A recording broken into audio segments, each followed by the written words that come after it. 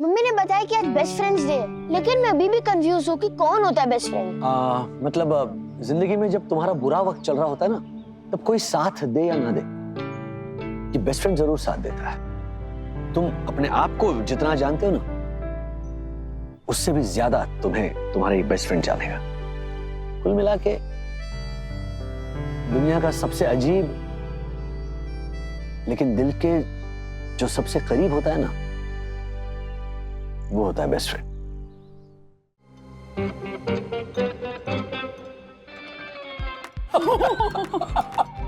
मैंने आज इंटरनेट पे एक पिक्चर देखी थी, देखो विद्युत सेम वैसे ही लग रहा है।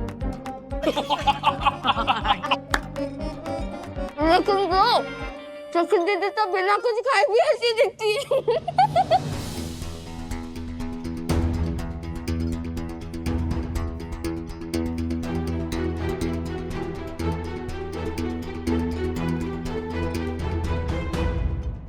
Good morning, Tejwani sir.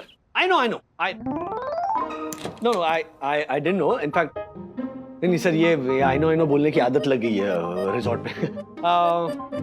4:30 बजे की मीटिंग है ना, don't worry sir, I'll be ready. Absolutely.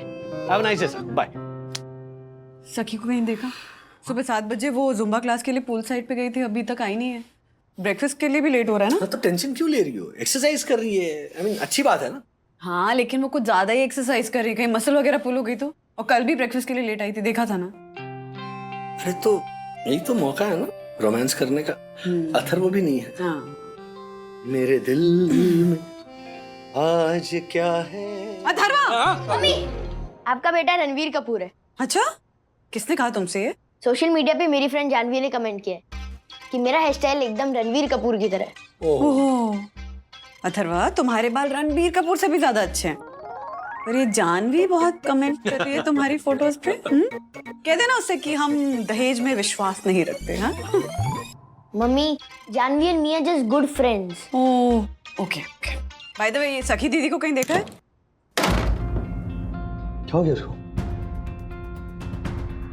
Sorry, मैं लेट हो गई। आप लोग जाओ आगे, मैं नहा कर आती हूँ। अरे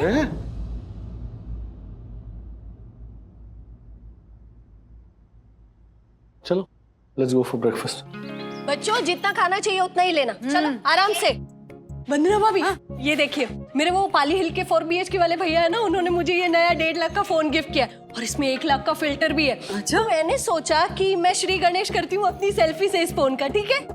अच्छा, ओके। रेडी? अरे सखी, माँ अकेली अकेली क्यों सेल्फी ले रही है? आ गया ना, साथ में सेल्फी खींचते हैं। आजा। ये फिल्टर अच्छा नहीं लग रहा है ना, चेंज करूं? अच्छा है ज्योति भाभी। अच्छा। चलो 1 2। अरे एक मिनट आंटी। हाँ, चलो रेडी? 1 2। एक मिनट आंटी। हाँ, अच्छा चलो 1 2। सखी, क्या कर रही है? अच्छे से पोस्ट करना। कोई बात नहीं वंदना भाभी, ये आजकल की लड़कियां ना सेल्फी में ऐसे ब्यूटीफुल दिखने के लिए ये सब पोजेस करती है। लेकिन मेरे गुनगुन ना हर फोटो में ऐसी अच्छी दिखती है, उसे कुछ करने की जरूरत नहीं पड़ती। चलिए रेडी? 1 2 3। बहुत अच्छा है ना? ये देखिए। चलिए चलिए, खाने बैठते हैं। वहीं पे देख।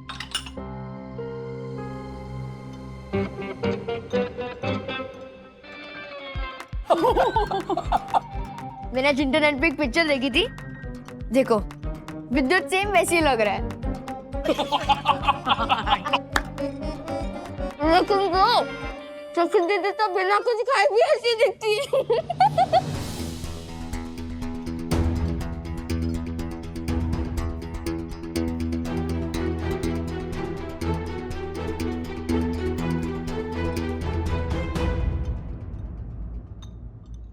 नालायक, बहुत बदतमीज हो गया है तू। पता है तुझे सखी दीदी तुझसे कितने साल बड़ी है? ऐसे कहते हैं उन्हें। सखी, आई एम सॉरी, ये ना कुछ ज्यादा ही बदतमीज हो गया है यहाँ आके। बुरा मत मानना। That's okay. डैडी, मैं रूम में जा रही हूँ, वो इकोनॉमिक्स का असाइनमेंट करना है ना, डेडलाइन से। ब्रेकफास्ट तो खाकर जाओ। नहीं डैडी, इतने कार्ब्स वर्कआउट के बाद रिकमेंडेड भी नहीं है और भूख भी नहीं है मुझे।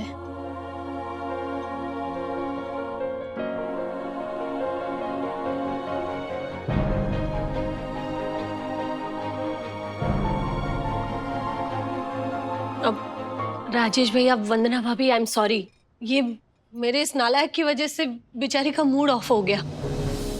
नहीं ज्योति भाभी, सखी 2-3 दिन से थोड़ा अजीब ही बिहेव कर रही है, बहुत ज्यादा वर्कआउट कर रही है। और आज आपने सेल्फी के टाइम पे नहीं देखा कैसी कॉन्शियस हो गई थी? हाँ, कहीं हेयर कलर की तरह इस बार भी सखी किसी बात को लेकर। हो सकता है राजेश भैया, मैंने अपनी गुनगुन को भी ना ऐसा ही सब करते हुए देखा है।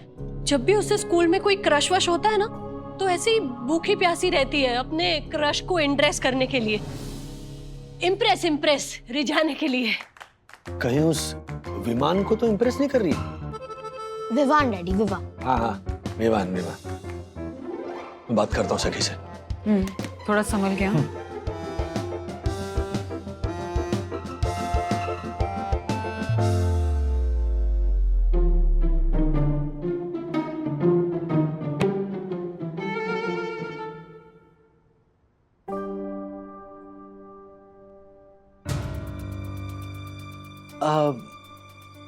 देखो बेटा सखी, मैं जानता हूं कि तुम अब बड़ी हो रही हो और ये जो फीलिंग्स हैं वो नेचुरल है, यू नो, नॉर्मल है। डैड, हाँ। आप नॉर्मली बोलो ना, क्या बात है? अब बेटा डैडी बस ये कहना चाह रहे थे कि सखी दीदी, मम्मी डैडी को लगता है कि आप विवान के साथ अपनी सेटिंग करना चाहते हो। नहीं, गई भैंस पानी में क्या। और इसलिए आप एक्स्ट्रा एक्सरसाइजेस कर रहे हो और ठीक से खा पी भी नहीं रहे हो। अथर्वा, क्या बकवास कर रहे हो? हाँ, कुछ भी बोलते हो तुम। What? नहीं, प्लीज। पहली बात, विवान मेरा सीनियर है और वो सिर्फ एक अच्छा दोस्त है। और दूसरी बात, अगर ऐसा कुछ होगा तो मैं आपसे शेयर करूंगी। ये बार बार मेरा और विवान का नाम जोड़ना, और डैड उसकी गर्लफ्रेंड है। Oh god, this is so embarrassing.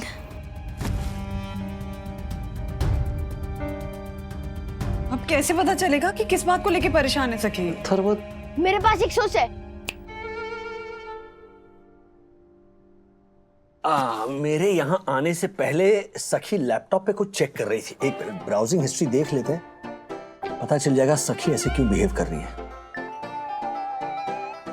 5 natural ways of reducing hair fall। सखी के बाल झड़ रहे हैं। देखा, मैं कह रहा था वो हेयर स्ट्रीक और हेयर कलर मत करवाओ। अरे एक मिनट रुको तो। Distance between Mumbai to Porbandar. Porbandar? Sakhi Porbandar क्यों जा रही है? मैडम शर्लॉक होम्स जी, ये सखी के लिए मेरी ब्राउजिंग हिस्ट्री है। ओह, यानी तुम्हारे बाल झड़ रहे हैं? हाँ, कुछ बाल गिर रहे हैं। क्या यहाँ का पानी इतना हार्ड है ना। अरे मेरे बारे में छोड़ो ना, ये सखी के बारे। अच्छा, सखी ने उसकी ब्राउजिंग हिस्ट्री डिलीट कर दी है। हे भगवान, अब पता कैसे चलेगा कि मैडम किस चीज को लेके परेशान है? पता चल गया, गब्बी वागले। गब्बी वागले? हाँ डैडी, सोशल मीडिया पे सखी दीदी की फ्रेंड अनवीता ने सखी दीदी की क्लोजअप फोटो पोस्ट की है और कैप्शन में लिखा है गब्बी वागले।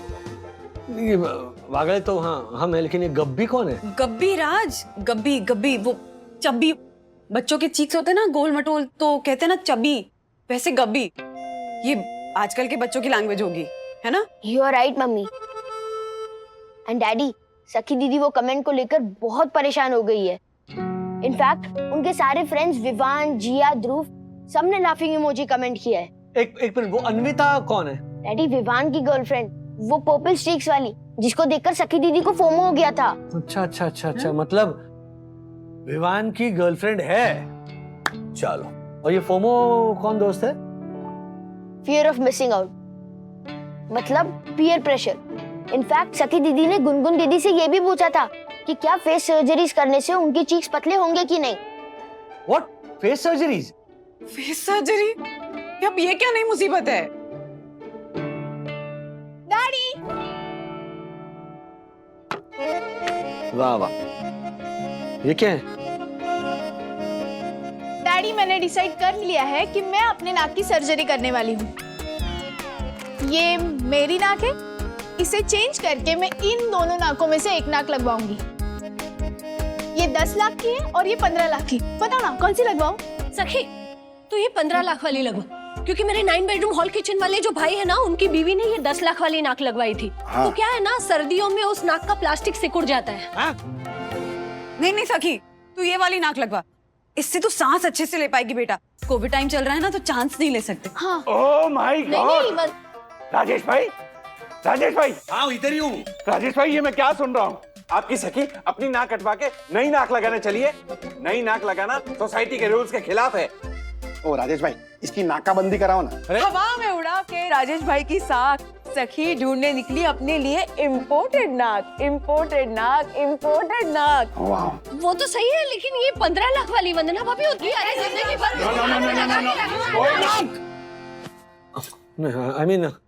I mean nose. No. मैं अभी सखी से बात करता नहीं नहीं नहीं नहीं, ऐसे बात करने से कोई फायदा नहीं होने वाला है। लास्ट टाइम वो जो उसने हेयर कलर कराया था, तब देखा था ना बात कितनी बिगड़ गई थी ऐसे डायरेक्टली बात करने से। हमें कोई और रास्ता निकालना पड़ेगा। हूँ।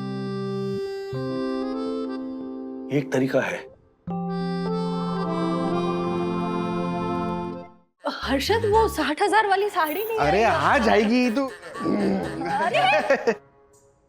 हाय सखी। अरे वाह, आज सखी का चेहरा एकदम खिला खिला लग रहा है ना। अरे बिल्कुल मेरे वो वर्सोवा वाले भाई के पेंट हाउस के झूमर की तरह। ज्योति क्या बोल रही है तू? झूमर गोल और मोटा होता है। राजेश भाई ने 2 शब्द बोलने के लिए मना किया था ना वो। मेरा मतलब था कि झूमर की रोशनी की तरह एक हाँ। चमकदार खिला खिला चेहरा लग रहा है तुम्हारा। राइट एकदम। बिल्कुल सही कहा आपने ज्योति बहन। सखी बेटा, तुम्हारा चेहरा तो है चांद से भी प्रिटी। तुम्हारे सामने तो कुछ भी नहीं, आलिया, परिणीति और कृति। वाह वाह वाह। Thank you. क्या सखी बेटा बिल्कुल फैट है? हर्षद, अरे क्या किया तूने? हमें सिर्फ सखी के चेहरे की तारीफ करनी थी और तुझसे इतना भी नहीं हुआ? बेवकूफ, सारा खेल बिगाड़ दिया राजेश भाई का। क्या? ये सब डैडी का प्लान था? फैट नहीं, कैट, कटरीना कैफ। इन्होंने कहा तुम बिल्कुल कटरीना कैफ जैसी दिख रही हो। हाँ, कैटरीना कैफ। Yes cat. झालर, मेरी बात समझ में नहीं आती तो क्यों बोलता है बीच में? ज्योति को समझा ना तेरा? अपना खाली दिमाग बीच में क्यों लगाता है? मैंने तो वही कहा जो मेरे तेज तरार कर्मठ कानों ने सुना। सखी बेटा, प्लीज दक्कू अंकल। सखी बेटा, हेलो। सखी, सखी, अरे कहाँ जा रही हो बेटा? अब तो एक ही जगह जाएगी वो। क्या डैडी, आपने सबको ये क्यों बोला कि मेरी तारीफ करे? आपको पता है मुझे ये सब पसंद नहीं है। दक्कू अंकल ने मुझे सब कुछ बता दिया है डैड। ये जोशीपुरा का कत्ल करके ना मार्फतिया से कहने वाला हूँ, यहाँ किसी गार्डन में दफन कर दो उसे। राज, सखी बेटा, हमें पता है कि वो अन्विता ने तुम्हारे किसी फोटो पे कब्बी वागले करके कमेंट किया ना, हाँ? और तुम इसी बात को लेकर परेशान हो। इनफैक्ट इतनी परेशान हो कि सर्जरी तक के बारे में सोच रही हो। क्या? आपको ये सब कैसे? गुनगुन तो नहीं बोलेगी, और मेरी प्रोफाइल तो प्राइवेट है। कहीं आपने मेरी ब्राउजिंग हिस्ट्री तो? हाँ हमने चेक की, लेकिन हमें कुछ मिला नहीं। What? You mean आपने मेरी ब्राउजिंग हिस्ट्री देखी? You seriously invaded my privacy, Dad? This is so wrong. अच्छा एक मिनट सखी, सोशल मीडिया पर जो कमेंट्स आते हैं ना, उनको प्लीज सीरियसली मत लो, वो सच नहीं होते। सिली ओपिनियंस होते हैं। हाँ बेटा, एग्जैक्टली। देखो, ये सारी चीजें ना अलग अलग पर्सपेक्टिव की बातें होती हैं सखी। इस पे इतना सोचने की जरूरत ही नहीं है तुम्हें। हाँ, सुबह से कुछ खाया नहीं ना? चलो कुछ खा लो, कुछ खा लो। कितना प्यारा चेहरा है, just like a baby. Come here. तभी तो डैड, बेबी फेस ना सिर्फ बेबीज पर ही अच्छा लगता है, और इसलिए अन्विता ने मुझे कब्बी वागले बोला। और मेरे बाकी सारे फ्रेंड्स ने उस कमेंट को लाइक भी किया क्योंकि सच में मेरा चेहरा फ्लॉड है। But I seriously can't believe you all check my history. अरे सखी, सखी, बंधु एक तो समझ में नहीं आ रहा है सखी को कैसे समझाए, और दूसरी तरफ बॉस बार बार मैसेज कर रहे हैं कि मीटिंग का टाइम हो रहा है। राज तुम सखी की टेंशन मत लो, तुम अपनी मीटिंग पे ध्यान दो, ओके? सर सर हाँ। सर जल्दी आइए, बाहर एक क्लाइंट आया है। अरे तो तुम जाकर हैंडल करो ना क्लाइंट को, यहाँ खड़े खड़े मुआ मुआ क्या कर रहे हो? मीटिंग है मेरी। सर एक्चुअली क्या है ना, वो क्लाइंट बोल रही है कि पिछले 4 दिनों से उनका कोई कंसाइनमेंट हमारे इसी रिसोर्ट के वेयर हाउस में पड़ा हुआ है, तो अभी थोड़ा गुस्से में है। थोड़े गुस्से में या बहुत गुस्से में? ज्यादा नहीं, जस्ट उन्होंने मुझ पे सैंडल फेंक के मारा। तुम भी ना कैरेक्टर हो यार, सीरियसली। Thank you sir. यार मीटिंग का टाइम। अच्छा एक काम करो, उंगली खींचो कि पहले मिस्टर विल्सन की मीटिंग या एंग्री क्लाइंट। कौन है मैनेजर यहाँ? मैनेजर कौन है? मैं राजेश स्वागत। आप अपने डिसीजंस अपने एम्प्लॉय से उंगली चूज करवा कर करते हो, इस तरह करते हो आप अपनी जॉब। कितने इनडिसिसिव बॉस हो आप। मुझे तो ये समझ में नहीं आ रहा है, आप जैसे लोगों को इतनी बड़ी पोस्ट मिल कैसे जाती है? तभी तो देश का ये हाल है। मैडम सुनिए। एक मिनट दासानी, ये है मिसेस कामली। इनके 2 कंसाइनमेंट्स थे, एक पोरबंदर के लिए और एक वापी के लिए, जो आज सुबह ही मैंने डिस्पैच कर दिए। आपकी रिसीट और ट्रैकिंग आईडी दासानी के पास है, वो आपको दे देगा। Yes sir. डिस्पैच करवाए मतलब? जी मैंने मेल भी किया आपको। मुझे तो कोई मेल नहीं आया। आप एक बार रिफ्रेश कीजिए। मेल तो आया है, शायद मैंने ही नहीं देखा। सॉरी। नहीं कोई बात नहीं, कोई बात नहीं। आइए आप ब्रेकफास्ट करेंगे हमारे साथ? No thanks. दासानी गेट तक छोड़ दीजिए। यस सर, आइए मैडम। जाइए मैडम। आइए दिस वे। हाँ क्या हुआ, ऐसे क्या देख रहा हो? डैडी, उस लेडी ने आपको इतना कुछ बोला, फिर भी आपको कुछ फर्क नहीं पड़ा, जबकि गलती तो उनकी थी। हाँ डैडी, आपको कुछ तो बोलना चाहिए था। वो कितनी रूड और चय थी। कुछ तो लोग कहेंगे, लोगों का काम है कहना। क्या मतलब? मतलब ये कि उस लेडी ने जो कहा ना, उस बात का मैंने बुराई नहीं माना। उन्होंने कहा ना कि आप एक इनकॉम्पिटेंट बॉस हो, मैंने उसे सच माना ही नहीं, क्योंकि मुझे पता है कि मैं इनकॉम्पिटेंट नहीं हूं। हाँ अगर मैं इनकॉम्पिटेंट होता तो शायद मुझे बुरा लगता और फिर मैं उस पर वर्क करता, राइट? और दूसरी बात यह है ना कि उनका जो टोन था ना, जिस तरह से आई हो, जिस तरह से उन्होंने चिल्लाया, उसकी भी 1000 वजह हो सकती है। फॉर एग्जाम्पल वो जो कंसाइनमेंट था वो कोविड इमरजेंसी का हो सकता है, उसको लेके वो टेंशन में हो, या उनका कोई पर्सनल इशू हो, या फिर यहाँ आते आते ट्रैफिक में फंस गई हो, इसलिए उन्होंने वो गुस्सा मुझ पे निकाला हो। लेकिन डैडी इस तरह कमेंट करके, I mean, मुझे तो बहुत बुरा लगता अगर कोई मेरे फ्लॉ पे ऐसे कमेंट करता। देखो अथर्व, इसमें 2 बातें। एक तो जब आपके फ्लॉ पर कोई कमेंट करता है ना, तो अगर आप में वाकई वो फ्लॉ है तो फिर आपको उस कमेंट से सीख लेनी चाहिए, और अगर आपको लगता है कि आप में फ्लॉ नहीं है तो फिर छोड़ दो, बुरा मत मानो। आप दिल से लगाओगे तो फिर आपको तकलीफ होगी। क्यों सखी, है ना?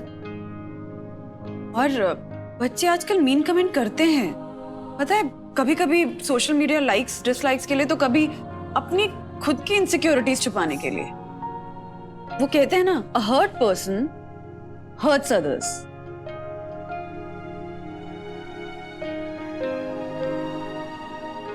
और बेटा ऐसा भी तो हो सकता है ना कि अन्विता को अपने ही लुक्स को लेकर कोई इनसिक्योरिटी हो, उसे अपने खुद के लुक्स नहीं पसंद हो, इसलिए वो दूसरों के लुक्स में कमियां निकालती हो।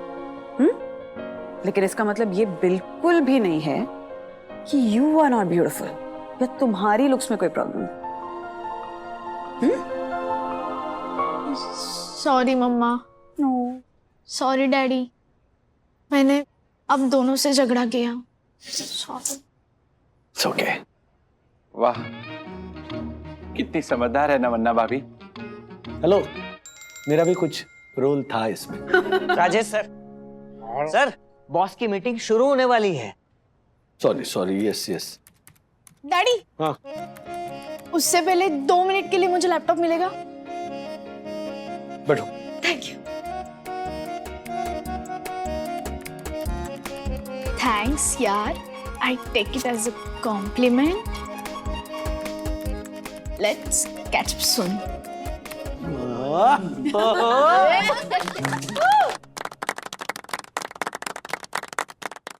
कैसी हो शिल्पा रानी? क्या स्कूल गई थी? तो वहां उस मिस चमको से मिली कि नहीं? अरे वही जो कहती रहती थी, चमको बच्चों चमको, सूरज सा चमको, चांद सा दमको। हैप्पी बेस्ट फ्रेंड्स डे मेरी शिल्पा रानी। हाँ ठीक है, बाय। ओ, आज बेस्ट फ्रेंड्स डे। हाँ 8 जून को ही होता है ना best friends day.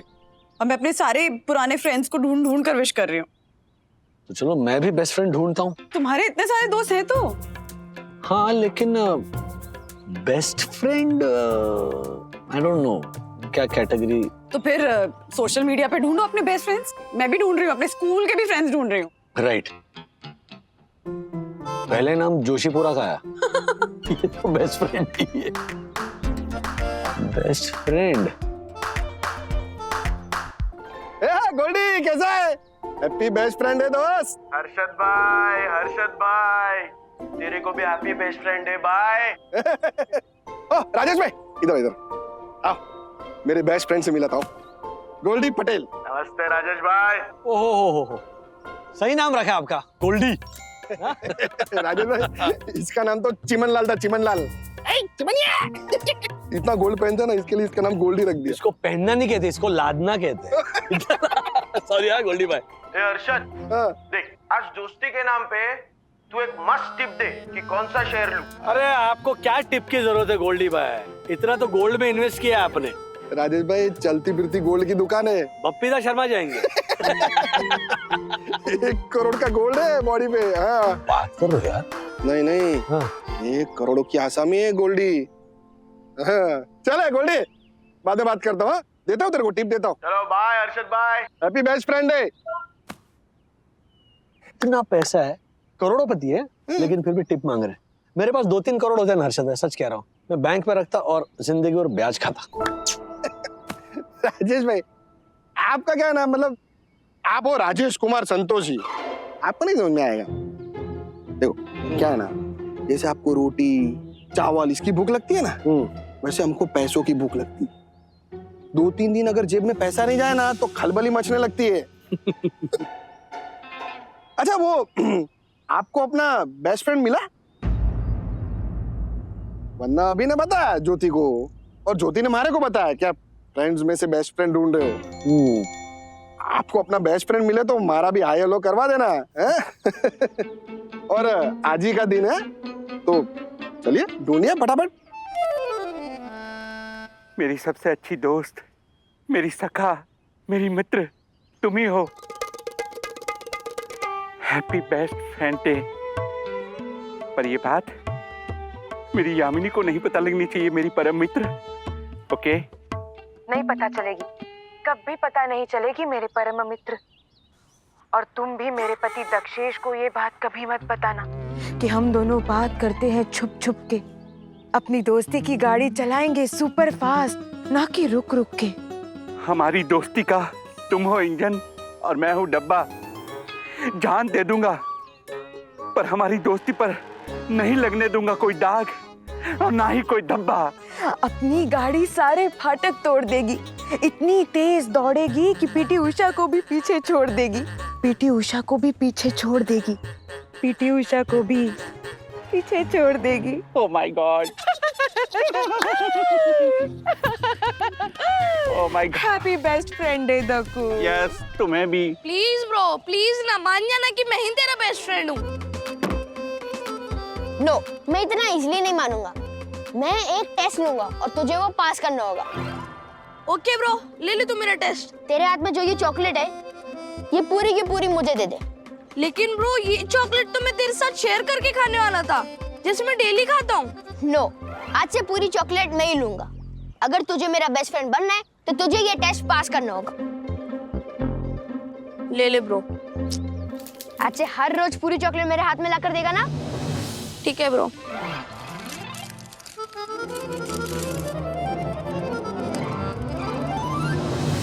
Happy best friends day bro. ये क्या है ब्रो? अगर तुझे हाँ मुझे देनी थी तो तूने ये क्यों बोला कि तू मुझसे डेली पूरी चॉकलेट लेगा? क्योंकि आज तक तू मुझे हाफ चॉकलेट देता था, आज से मैं तुझे हाफ चॉकलेट दूंगा। तुझसे रोज चॉकलेट लेकर मुझे शर्म आने लगी थी, अभी शर्म से चॉकलेट लेने की जगह मैं शान से चॉकलेट दिया करूंगा। इसी नाम पे हैप्पी बेस्ट फ्रेंड्स डे। चल बोल इसी नाम पे, happy best friends day. Happy best friends day.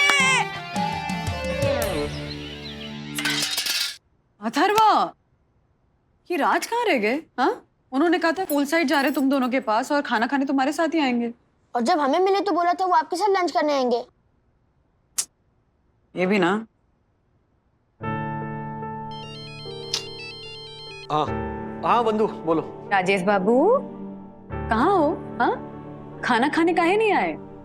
मुझे भूख नहीं है, तुम लोग खा लो। लेकिन तुम हो कहाँ? मैं रिजॉर्ट में ही हूँ। कुछ नहीं, वो इतने सारे दोस्त हैं ना, उनमें से देख रहा हूँ कि मेरा बेस्ट फ्रेंड कौन है। हाँ? खा लो तुम लोग। अश्विन चित्रे नाम था राज के बेस्ट फ्रेंड का। दोनों स्कूल से बेस्ट फ्रेंड्स थे, उसके बाद कॉलेज भी साथ में गए। फिर अश्विन को कोलकाता में कोई जॉब मिल गई तो वो कोलकाता शिफ्ट हो गए। उसके बाद शायद वहाँ बात जमी नहीं तो वो वापस मुंबई आ गए।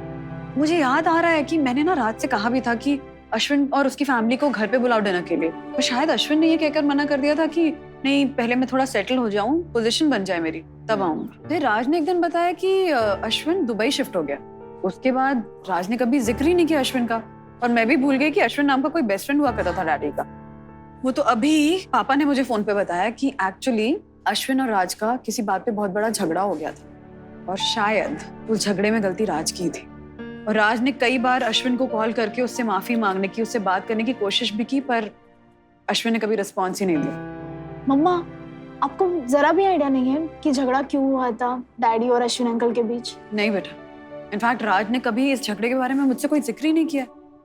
हाँ, बट मुझे जानना जरूर है।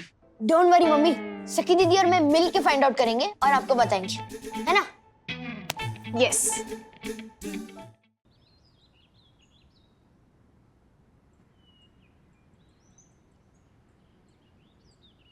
डैडी। हाय। मम्मी ने बताया कि आज बेस्ट फ्रेंड्स डे है, लेकिन मैं अभी भी कंफ्यूज हूँ कि कौन होता है बेस्ट फ्रेंड। हाँ डैडी, ऐसी क्या स्पेशल क्वालिटीज होती है बेस्ट फ्रेंड में जो बाकी सब दोस्तों में नहीं होती? बेस्ट फ्रेंड की क्वालिटीज, बेस्ट फ्रेंड मतलब जिंदगी में जब तुम्हारा बुरा वक्त चल रहा होता है ना, तब कोई साथ दे या ना दे, कि बेस्ट फ्रेंड जरूर साथ देता है। ऐसा भी वक्त आता है जब तुम्हारे पेरेंट्स या तुम्हारी बीवी या तुम्हारे भाई बहन तुम्हें वो कंफर्ट जोन नहीं दे पाते, तो वो कंफर्ट जोन ना ये तुम्हारा बेस्ट फ्रेंड तुम्हें देता है। तुम्हारा उसके साथ कोई खून का रिश्ता नहीं होता, लेकिन जो रिश्ता होता है ना, वो खून से भी गहरा होता है। वो तुमसे झगड़ा करता है, तुम्हें गाली देता है, तुम्हारे अच्छे के लिए खुद बुरा बन जाएगा, लेकिन तुम्हें सही राह दिखाकर ही दम लेगा। इस बेस्ट फ्रेंड में ना तुम्हें तुम्हारे माता पिता की झलक दिखाई देगी, तुम्हारे भाई बहन की झलक दिखाई देगी, तुम्हारे मामा चाचा मौसी, इन सब की झलक दिखाई देगी। इन शॉर्ट, जिंदगी में तुम्हारे जितने भी रिश्ते ना, उन सब का थोड़ा थोड़ा अंश होगा ये बेस्ट फ्रेंड। तुम अपने आप को जितना जानते हो ना, उससे भी ज्यादा तुम्हें तुम्हारी बेस्ट फ्रेंड जानेगा। तुम्हें तुम्हारी कमियां गिनाता रहेगा, लेकिन एट द सेम टाइम कोई दूसरा अगर तुम्हें तुम्हारी कमियां बताएगा ना, तो उससे झगड़ा कर बैठेगा। कुल मिला के दुनिया का सबसे अजीब लेकिन दिल के जो सबसे करीब होता है ना, वो होता है बेस्ट फ्रेंड। जैसे अश्विन चित्रे अंकल थे ना डैड, आपके बेस्ट फ्रेंड।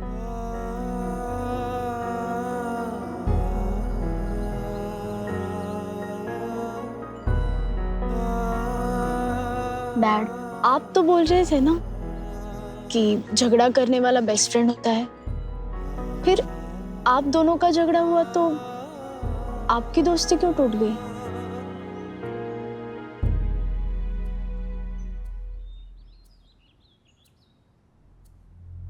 क्योंकि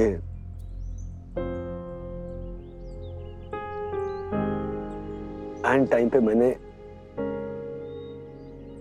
उसे डिच किया।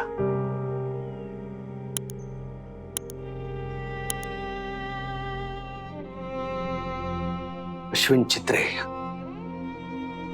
आशु। दुबई जाने से पहले ना उसकी 3 साल की बेटी थी, साक्षी। मेरी तरह वो भी एक काम चलाऊ जॉब कर रहा था मुंबई में। अपनी जॉब से मैं ज्यादा खुश नहीं था, लेकिन दुखी भी नहीं था। लेकिन आशु का वैसा नहीं था। आशु पहले से बहुत एम्बिशियस था। मिडिल क्लास घर में पैदा होके मिडिल क्लास जिंदगी जीकर मिडिल क्लास आदमी की तरह मरना उसे मंजूर नहीं था। तो वो अपनी जिंदगी सुधारने पूरी कोशिश कर रहा था, you know, in the right way. तो उसे कोलकाता में जॉब मिल गई, तो वो मुंबई छोड़कर कोलकाता चला गया। बट समां कुछ प्रॉब्लम हुई, वो सब छोड़ छाड़ के वापस मुंबई आ गया। तो रोजी रोटी के लिए यहाँ पे वापस उसने जॉब शुरू की। लेकिन साइड बाय साइड वो अपनी जिंदगी को बेहतर करने की कोशिश करता रहा। और एक दिन उसकी कोशिश रंग लाई, कामयाब हो गया। दुबई में उसे एक बिजनेस सेटअप करने का मौका मिला। उसने मुझे आकर ये बताया। I was damn excited। मैंने कहा क्या बात है आशु। सडनली मैं भी ऐसे बड़े सपने देखने लगा। मैं भी मिडिल क्लास लाइफ से अपर क्लास लाइफ के सपने देखने लग गया। तो आशु ने मुझसे पूछा, राजू क्या बोलता है, इस उड़ान में मेरा साथ देगा? मैंने कहा 100% दूंगा। फिर क्या, मेरा साथ मिलते ही आशु तो पूरी जी जान से इस प्रपोजल के पीछे लग गया। एक हफ्ते बाद आया और बोला कि राजू मैं जा रहा हूँ अगले हफ्ते, लेकिन 4 दिन बाद तो आना दुबई, तब तक मैं पूरा ग्राउंड वर्क करके रखता हूँ। मैंने कहा ठीक है मैं आता हूँ 4 दिन बाद। और मैंने कहा कि लेकिन दुबई एयरपोर्ट पे आना, मुझे पिकअप करना है। मतलब पता चला मैं दुबई सड़कों पर घूम रहा हूँ और वो खजूर के पेड़ से खजूर तोड़कर खा रहा हूँ। हाँ, इसी तरह उसने भी रिएक्शन दी, वो भी हंसा। जो कितना भी घटिया हो, जो बेस्ट फ्रेंड होता है ना, वो ऐसे पहले देखता बाद में हंस देता है। खैर, तो फाइनली वो दिन आया when he was going to take off for Dubai. तो उसे एयरपोर्ट छोड़ने गया और एयरपोर्ट पर उसने मेरे हाथ में मेरी एयर टिकट रख दी और कहा राजू आ रहे हैं 4 दिन बाद, मैं वेट कर रहा हूँ। मैंने कहा पक्का आ रहा हूँ मैं। वो ऐसे अंदर गया एयरपोर्ट के और मैं मुड़कर अपनी स्कूटर पे बैठकर घर की तरफ निकला। उतने में जोर से बारिश शुरू हुई। मैंने ब्रिज के नीचे स्कूटर पार्क की और मैंने देखा सामने सड़क के किनारे 3 साल की सखी एक औरत के साथ खड़ी है, बारिश में भीग रही है, ठंड की वजह से ठिठुर रही है। डैडी मैं वहां कैसे? नहीं, वो तुम नहीं थी, लेकिन फॉर अ सेकंड मुझे ऐसे वो लगा कि ये तो मेरी बच्ची है। लेकिन वो जो बच्ची थी ना, वो ऐसे इशारा कर रही थी कि मुझे भूख लगी है, मुझे खाना दो। तो आस पास ही वो एक वड़ा पाव की गाड़ी थी, तो मैंने कुछ वड़ा पाव खरीद कर उसे दे दिए और बाइक पर बैठकर मैं घर की ओर निकला। लेकिन वो इशारे ना वो कॉन्स्टेंटली मेरे दिमाग में चल रहे थे। और तभी ये मिडिल क्लास राजेश वागड़े, जो 4 दिनों बाद अपनी बीवी और अपनी 3 साल की सखी को छोड़कर दुबई अपर क्लास का सपना पूरा करने जाने वाला था, वो मिडिल क्लास वागड़े जो अपनी जिंदगी की सबसे बड़ी डेयरिंग करने जाने वाला था, वो अचानक डर गया। उसके हाथ पैर कांपने लगे। उसकी हिम्मत ने जवाब दे दिया। आगे की कहानी मैं सुनाती हूँ। उस दिन समझ नहीं पाई थी, लेकिन आज समझ में आ गई। उस दिन राज पूरे भीगे हुए घर आए थे, आंखों में आंसू भी थे शायद, लेकिन बारिश के पानी की वजह से नजर नहीं आ रहे थे। मैंने कहा अरे पूरे भीगे हुए, जाकर कपड़े बदल लो। तो इन्होंने पूछा सखी सो गई? जब मैंने कहा हाँ, तो राज सोती हुई 3 साल की सखी के पास गए और उसे नजर भर के देखा, फिर पलटकर मेरी तरफ देखा। मैं आज भी वो नजर नहीं भूली हूं राज। उस नजर में कुछ था जो मुझे आज समझ में आया। उस नजर में डर था, अपनी बीवी और 3 साल की बेटी से बिछड़ने का डर। और राज नहीं गए। 4 दिन बाद मैंने राज को फोन पे किसी से सॉरी सॉरी सॉरी कहते हुए सुना। कई बार सॉरी बोलने के बाद जब राज ने फोन रखा तो मैंने पूछा कि अरे किससे इतना सॉरी कह रहे थे? तो हंस के बोले कि अरे वो एक क्लाइंट था, उसको ना घड़ी की जगह गलती से मैंने छड़ी डिलीवर करवा दी। अरे बोलकर फिर और जोर से हंसे।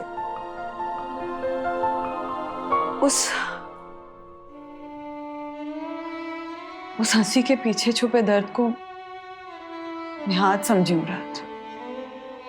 वो दर्द था अपने बेस्ट फ्रेंड से, अपने सबसे अच्छे दोस्त से बिछड़ने का दर्द। बिछड़ने का दर्द नहीं मंदू, धोखा देने का दर्द था, अपने बेस्ट फ्रेंड को डिच करने का दर्द। एंड मौके पर अगर किसी ने आपके पैरों के नीचे से जमीन खींच ली तो कैसा लगेगा? ऐसा लगा होगा अशु को। मैं उससे बोलकर आया था कि दुबई एयरपोर्ट पे आना मुझे लेने, और मैं खुद ही नहीं गया। दुबई एयरपोर्ट पर जितने भी पैसेंजर्स बाहर आ रहे होंगे या अशु बाहर सड़क पर खड़ा होकर देख रहा होगा कि उसका दोस्त आएगा, अभी कभी आएगा। और वो दोस्त जो सच्चा दोस्त होने का दम भर रहा था। राज, लाइफ में ऐसा हो जाता है। तुमने माफी तो मांगी ना? मांगी मैंने माफी, लेकिन उसने कभी बोलने का मौका ही नहीं दिया मुझे। अभी तक नहीं दिया, लेकिन अब देंगे। ये देखिए, बताइए इनमें से कौन है अश्विन चित्रे अंकल?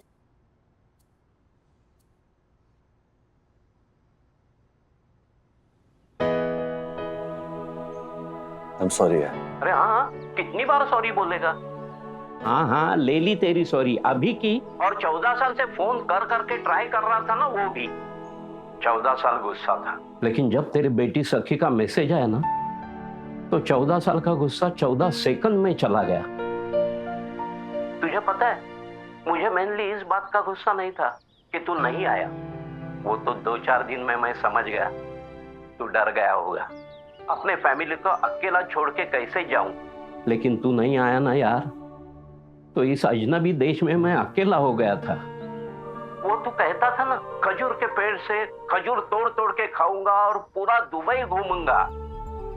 अरे मेरी हालत भी वैसी ही हो गई थी। तुझे अभी भी याद है 14 साल पुरानी बात? सब याद है, मैं कुछ भी नहीं भूला। भगवान की दया से तेरे भाई ने अच्छा सेटअप जमा लिया है दुबई में।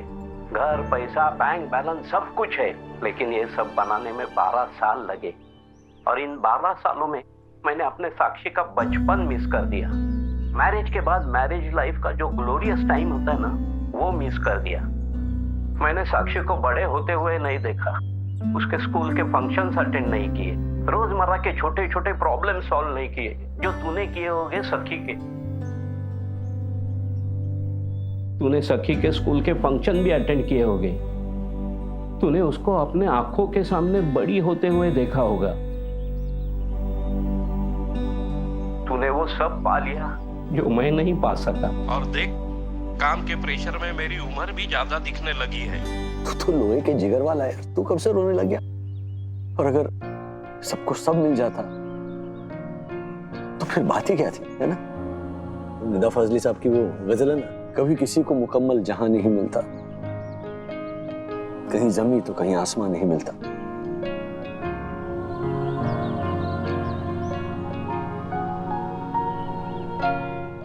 ऐसे और भी मजेदार वीडियो के लिए हमारे चैनल को लाइक, शेयर और सब्सक्राइब करें।